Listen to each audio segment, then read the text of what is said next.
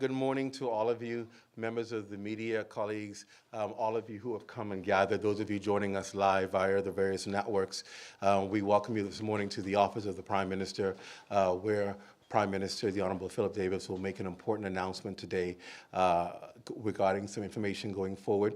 And then we will allow the technocrats who are here as well to continue with all of our question and answering and get all of the information that you need. This, of course, impacts the cost of living, and of course, Prime Minister Davis believes, as he's always been open with the public, that it's important for him to always be in communication with the Bahamian people regarding every stage of our development and changes within our economy and things that would impact them. Some days there are great news and great announcements, and some days it's not as easy to swallow. Nonetheless, he is up to the challenge and willing to always face the Bahamian people on tough decisions. So without further ado, we welcome to the podium to deliver communication Prime Minister the Honorable Philip Brave Davis. Good morning, everyone. Please be seated.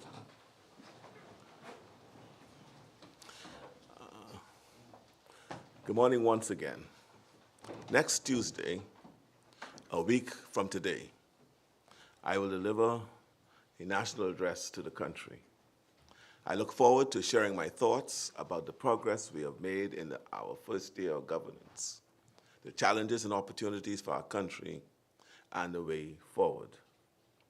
This morning, I wanted to speak about an important development which is being announced by the Bahamas Power and Light Company.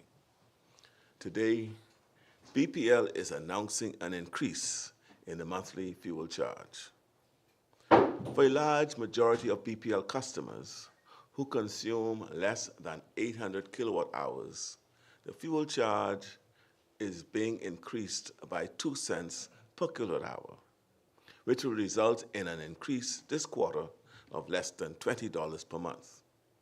If your current monthly bill is $182 or less, you fall in this category. For those who consume more than 800 kilowatt hours, the increase will be 4.3 cents per kilowatt hour. I want to note here that we will increase the VAT ceiling from $300 to $400. So going forward, no VAT will be due on any electricity bills under $400, which will take some of the sting out of the 4.3 cent increase for a great many BPL consumers, subject to the larger increase. BPL will provide additional details of these changes, which phase in over time. The bottom line is that monthly bills will go up over the next several quarters before they begin to come down in 12 to 18 months. I know these short-term increases are very unwelcome news, and I know these increases are coming at a time when a great many families are already struggling. As you know all too well, our country has for several years been in a very serious economic and fiscal crisis. We have come a long way over the last year. We have started our recovery in a very meaningful way. A lot more Bahamians are working, and we are reducing the nation's debt burden, and we have stabilized our finances. But there's still a long way to go. There are too many households where no one has found work yet, or one job is supporting a large family. And after Hurricane Dorian and the COVID lockdowns, when finally things were starting to look up, we were hit by yet another big shock to our economy, a global inflation crisis, a crisis caused by supply chain interruptions and other kinds of fallout from the pandemic. Prices have increased on nearly everything, everywhere, and you all know that global inflation hits those of us who live in small island nations especially hard. On top of that, in February, the Russian-Ukrainian war began, disrupting global trade and raising oil and gas prices sharply. There was discussions at that time, about increasing BPL's monthly fuel charge. We made the decision to postpone the increase and keep the charge low as long as possible, given the hardships Bahamian households were facing after so many difficult years in a row, and given other inflationary pressures. Our economy is growing, adding new jobs every month, and I wanted to see more Bahamians working before we ask families to pay a higher light bill. When times are tough, coming up with an extra $20 a month is no small thing. Introducing the increase at this time of the year coincides with lower electricity consumption as opposed to the increase coming during the spring and summer months when people consume more electricity. During this interim period, the government decided to provide support for BPL operations for an interim period. Unfortunately, we can't postpone the increase any longer. Now that we have passed summer and moving into a period of lower electricity usage, the government has approved BPL's request for this phased-in increase. We have worked to minimize the impact in multiple ways. First, those who consume less, and a great many households fall in this category, will see a lower increase, 2 cents, instead of 4.3 cents per kilowatt hour. Second, the increases are phased, allowing consumers to plan ahead. And third, the VAT ceiling for electricity will now be raised from $300 to $400, so no VAT will be due on bills up to $400. And most importantly, these increases are short-term. After implementing price increases in stages over the next 4 quarters, BPL calculates that the fuel charge will begin to come down. I want to talk for a moment about how this all fits into the bigger energy picture. Since day one of our key priorities has been to transition the Bahamas to cleaner, more affordable energy. That shift is underway. The solar microgrids in the Family Islands, which are already operating and will be expanded to benefit 17,000 Family Islanders, are, as I said, underway. Solar panels will be added to public buildings like schools, clinics, and libraries. The launch of a 60-megawatt solar farm in New Providence in the next 12 months means that approximately 25 to 30% of the island's electricity needs will come from solar, resulting in less expensive, cleaner energy for residents. These and other initiatives are important steps in the right direction. But to really change our country's energy infrastructure, to change how we generate, transmit, and store energy across the whole country involves huge investments, especially in an archipelago. We have been working to find a way to fund this transition to cleaner energy and renewables, despite our enormous debt burden and fiscal crisis. This is one of the reasons I have worked so hard for our country to be the first in the world to sell blue carbon credits. We are going to protect our seagrasses and mangroves and at the same time earn revenue for the role they play in removing carbon from the atmosphere. We believe that using new revenue from carbon credits to invest in renewable infrastructure is going to be an important part of the way forward on clean energy. For too long, high energy costs have hurt households and businesses alike. I know the short-term increases announced today are very unwelcome news. I wanted to be the one to tell you, and I ask you to hang in there just a little longer. Our country is finally on a path to a very different energy future. I thank you.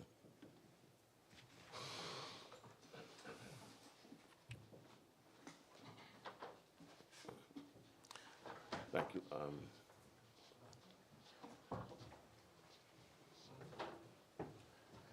Thank you, Prime Minister, for that communication. We also have the technocrats, the minister responsible for BPL, the Honorable Alfred Sears here, as well as the chairman, Pedro Roll, the general manager, Siobhan Cambridge, executives here, who will obviously take your questions and give you further explanation. Are we going to begin with you, Minister, or are we going to begin with the General Manager or Chairman? I'm just going to turn it over to BPL, and they'll come in whichever order they deem important, or they can come together to take the questions. You want to come, GM, as well? Come as well, so that whatever questions our journalists may have, you can take them at this time. So we'll open the floor for questions at this time. Good morning, everybody.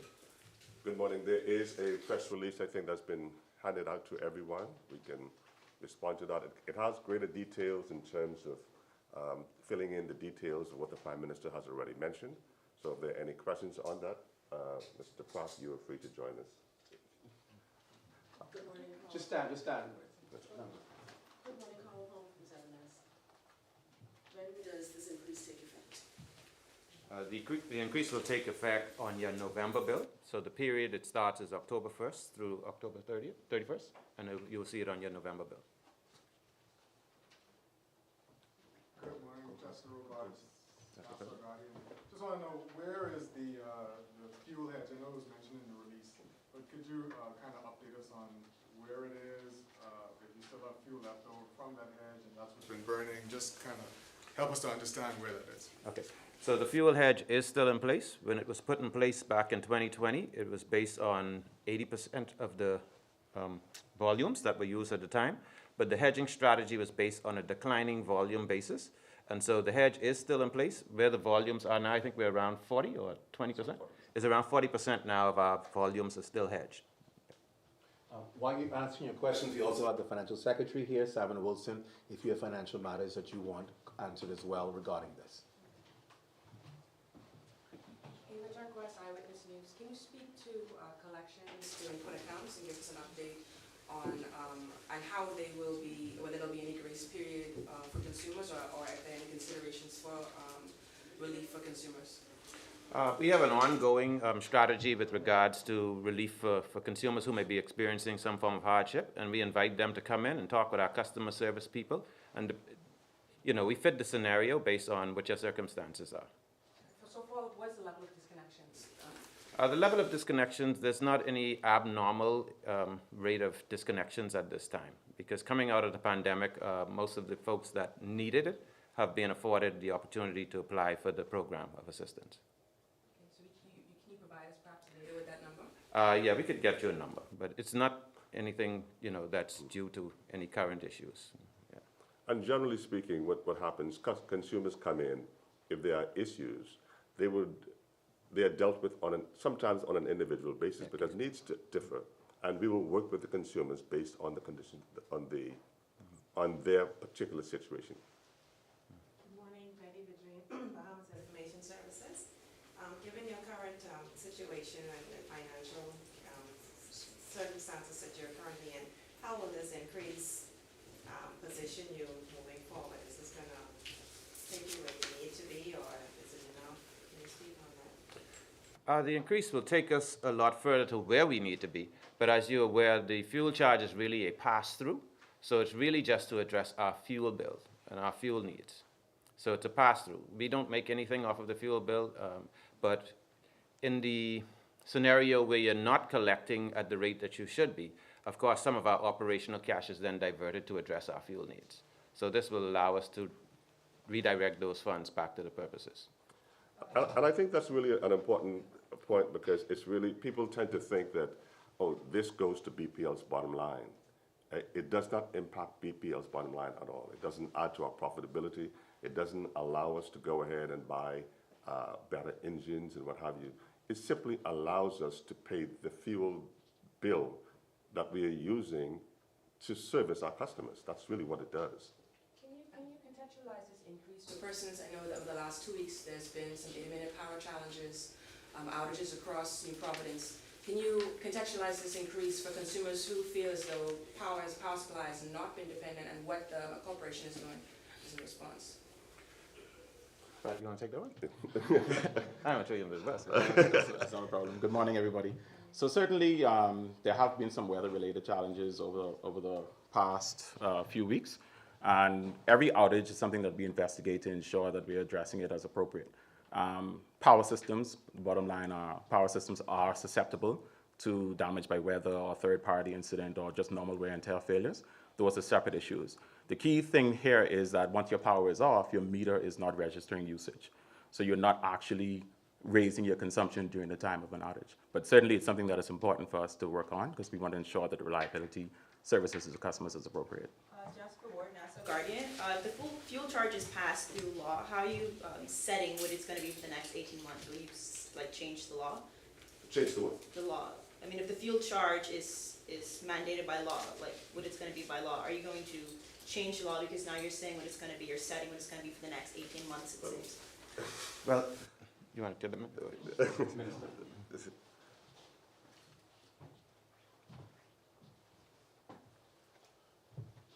Good morning. We're currently amending the law, so it's a regulation, and the regulation has a threshold in terms of over-recovery and under-recovery, and that will be within the course of this week finalized and in due course presented to Parliament as a new regulation to the Electricity Act. Can you speak to any effect this will have on the Family Islands, if any? Family Islands? Our tariff as it exists, both the base tariff and the fuel charge, is a universal tariff applied throughout the Bahamas equally. So it won't have any separate impact on the Family Island other than, you know. But currently you subsidize the Family Island fuel, right? Well, the Family Island fuel our fuel is all billed, it's an aggregate amount, and that's apportioned across all consumers' bills. I think it was previously indicated that the government was subsidizing the fuel charges from the first quarter of this year, given the spike in prices. Can you indicate how much that's cost? I think the PM spoke to that. I can't give an exact figure. I don't have that figure with me, but yeah, it's significant. Let me put it that way. Can we also get maybe an update on the rate bond reduction? Those questions, I think, are best answered by the Financial Secretary.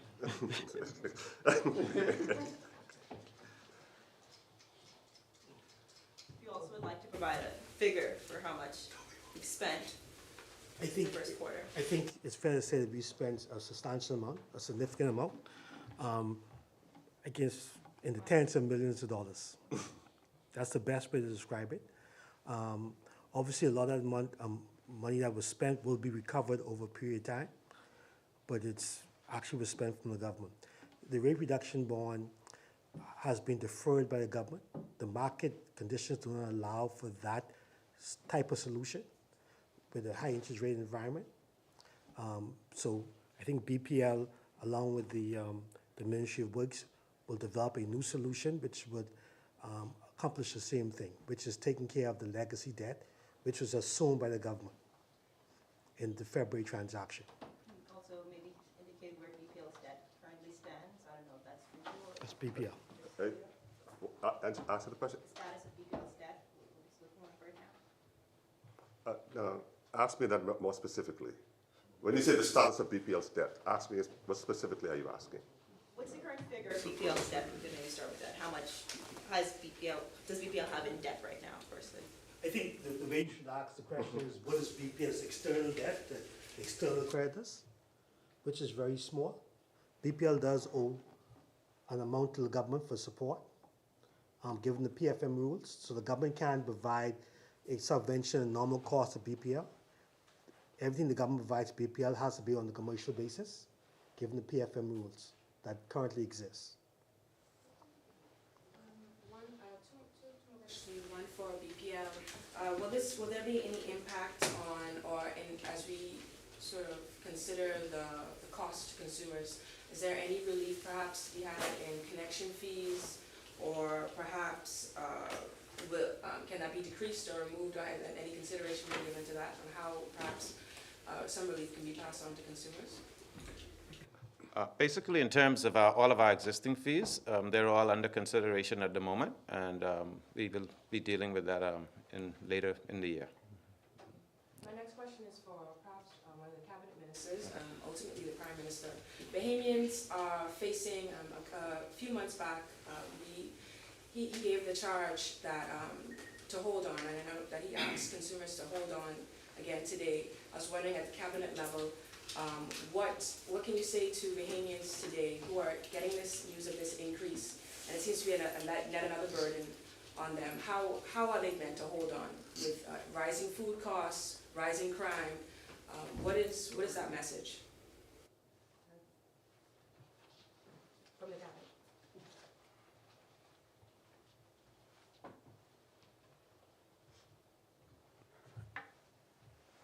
The context of the fuel increase is within a broader policy framework. And the Prime Minister has laid out that policy framework. You have immediate relief in terms of the VAT waiver up to $400.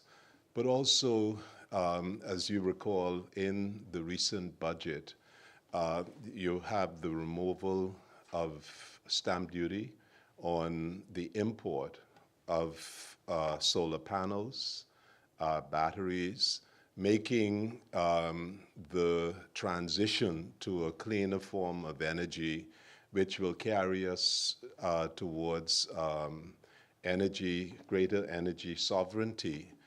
And that's available to everyone. We also have the 600 megawatt solar facility, which is currently in conjunction with 60 megawatt solar facility. BPL is working with the developer for that facility to be established in New Providence. The government has secured funding from the Inter-American Development Bank for the establishment of solar grids in the Southern Islands, Acklins, Crooked Island, Mayaguana, Long Key, Abaco, and also Grand Bahama. And I would also wish to add that BPL itself is also currently engaged in modernization and also making the corporation more nimble. The XCOM has been reduced. Also, new technology in terms of battery capacity is being implemented. Also, a smart meter and prepaid infrastructure will be developed so that the consumers have more control over what portion or amount of energy is consumed, the same way we function with our phones, top up, prepaid, as well as transfer, as well as providing a better infrastructure for the collection of existing and accruing arrears.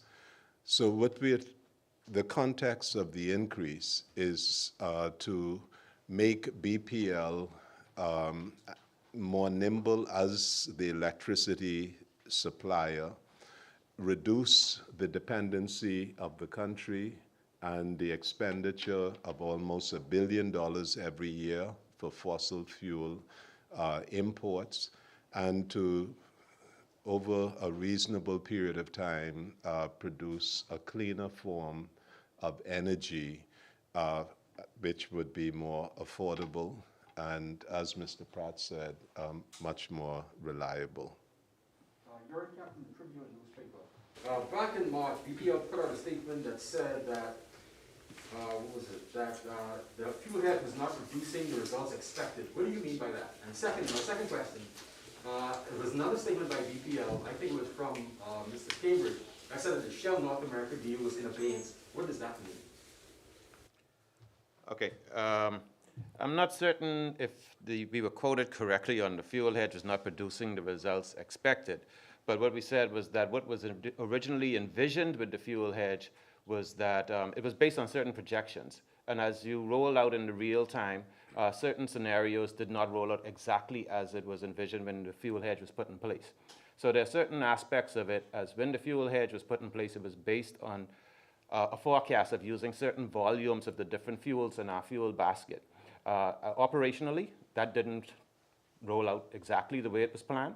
So we wound up using more of the more expensive product than the cheaper product. So therefore, the yield from the fuel hedge didn't offset as much of the fuel bill as was originally anticipated. Okay, so what happened in between that time? How did you come to the determination that the fuel was off? No, once you know what your generation mix is, you know what you forecasted on, and then you know what your as-ran situation was. So we knew that we didn't run exactly as was originally projected when the fuel hedge was put in place. So the yield was not, well, the yield from the hedge was what it was, but the amount of the cost that it offset was not exactly what you anticipated. How advanced is BPL with replacing its transmission lines to accommodate solarization? You don't really have to replace transmission lines to accommodate solarization.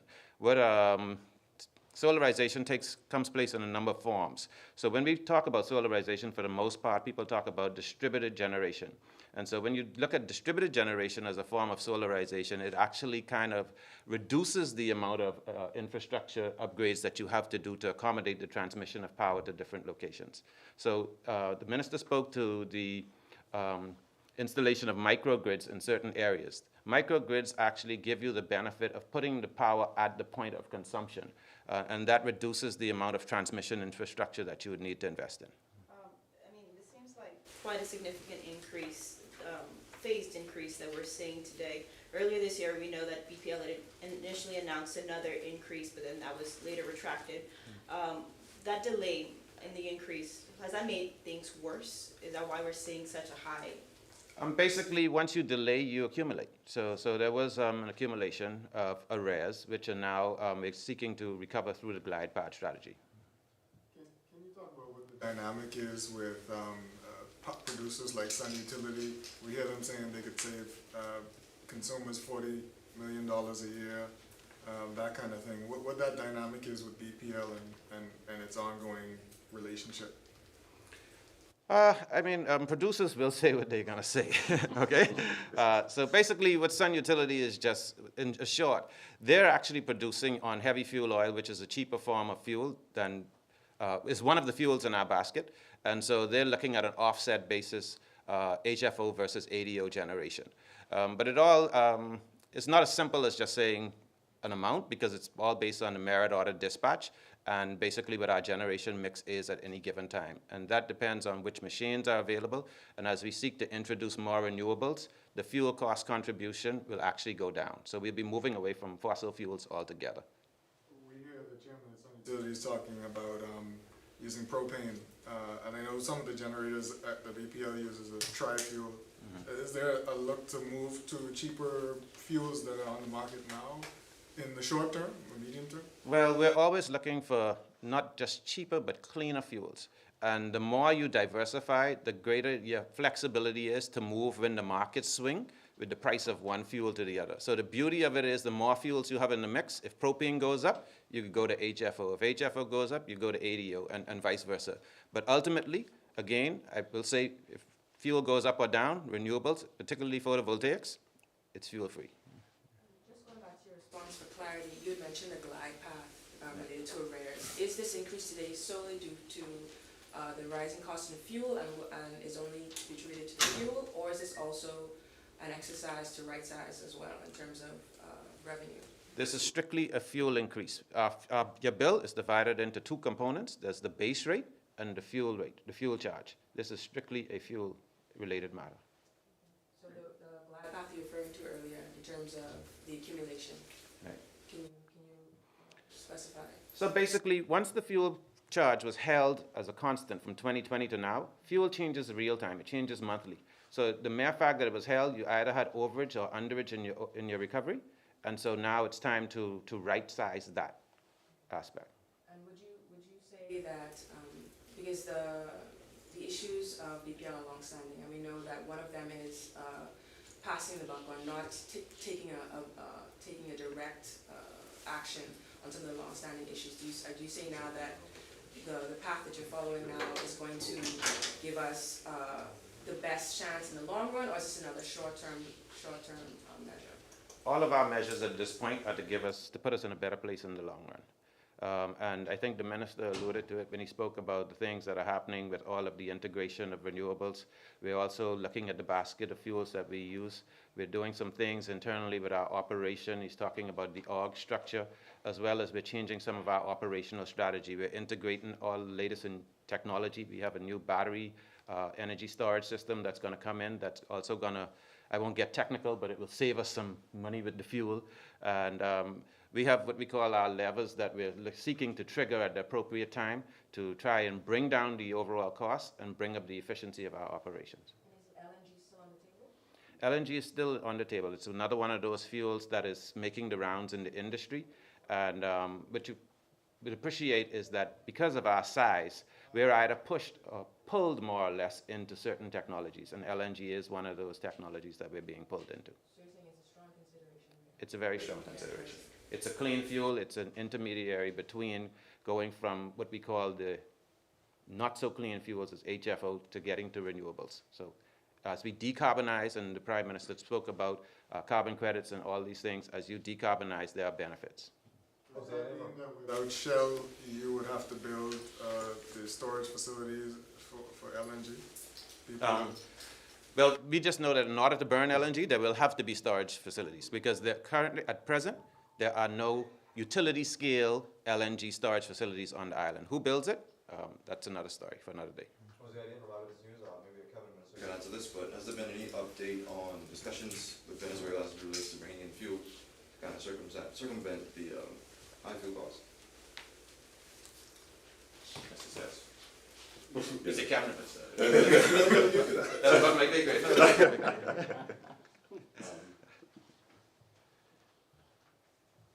Well, the Bahamas is dealing with all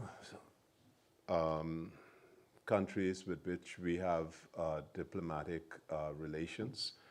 And of course, within the marketplace, currently, BPL secures its fuel from one source currently, and that is Shell.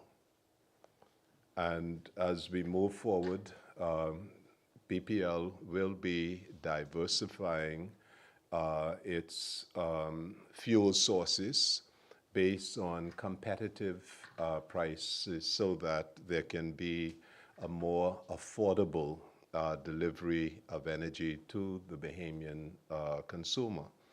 And we're not talking about any one country. I mean, one would have to look at any particular time at the global market, the global suppliers, and where the best price product can be obtained.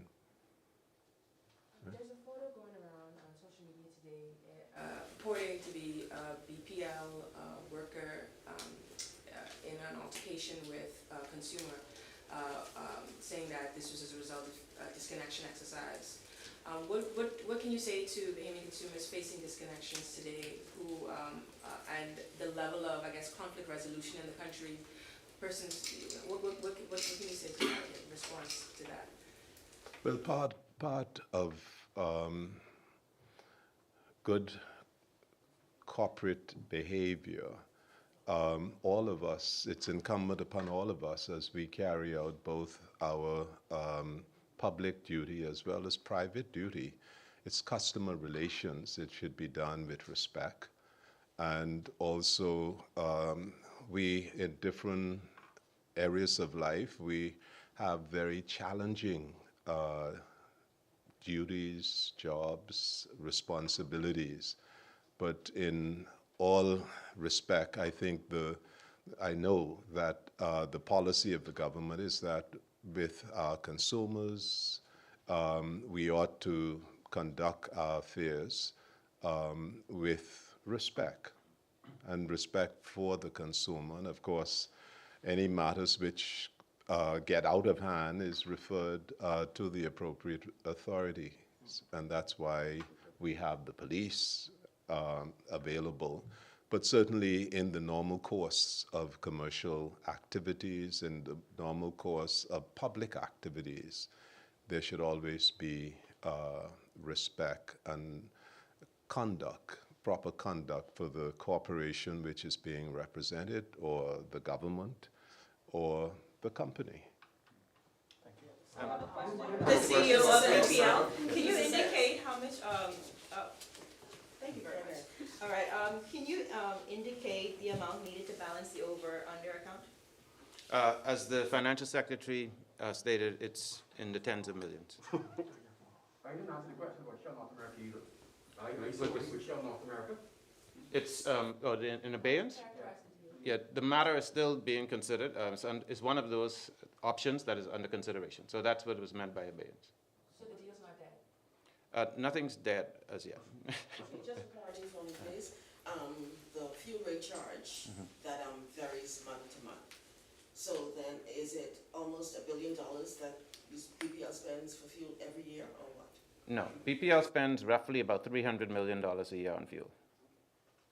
To those customers who may be delinquent, is there a call to come in, and is there a number that you're looking at, like if you owe $100, $500, $1,000? They can visit our They can visit our offices at Big Pond or at the mall and meet with one of the customer service agents. And as the chairman stated, it's dealt with on a case-by-case basis. But do you have customers, a number where customers, an amount of money that if customers owe, they're in trouble right now, given the increase moving forward? Like if they owe $500 or $1,000? But we encourage customers, once you're past due, please come in and meet with us because there are certain triggers in our system that basically will send out a work order to say disconnect. It's not discriminatory or anything. It's all automatic and it's done by the system. So you need to come in, and it's tied to things like what your security deposit is. So once you exceed your security deposit, BPL's buffer is gone. So at that point, we have to seek to enforce, and it's escalated. So Is there a policy For those looking to, or what is the policy rather, for those looking to come off the, I guess, grid or use a combination of solar energy and, I guess, BPL, and also there's a solar field at the sports center, and I think when that was installed, it was said that that was supposed to assist in cutting cost. How is that? How much is that cutting the cost by, or cutting the energy supply by? okay, that solar field is a 900 kilowatt field, and it's being operated and managed by BPL. And so that's not burning any fuel, so that's contributing about a megawatt for every hour that it's in operation per day, which is about 8 hours per day. I don't have the exact calculation. Mr. Pratt probably walks with that number in his head. But it is contributing to the reduction in your fuel bill, as well as there are solar grids, solar arrays on top of Anatole Rogers, Doris Johnson. I think one is on CV Bethel, and I think another one is going on TG Glover. So the government has already installed a number of solar arrays on government buildings for which we're all, as consumers, yielding the benefit of the savings from those. Has BPL made a decision on a strategy for new T&D as well as the new plant? Well, in terms of new T&D and new plant, basically we're looking and assessing the needs of all. We operate in 29 different islands, or 29 different power stations in 17 islands. In 17 islands. So each island is being assessed in terms of creating an integrated, what we call an integrated resource plan, which is looking at how do we supply to the load and demand that's there.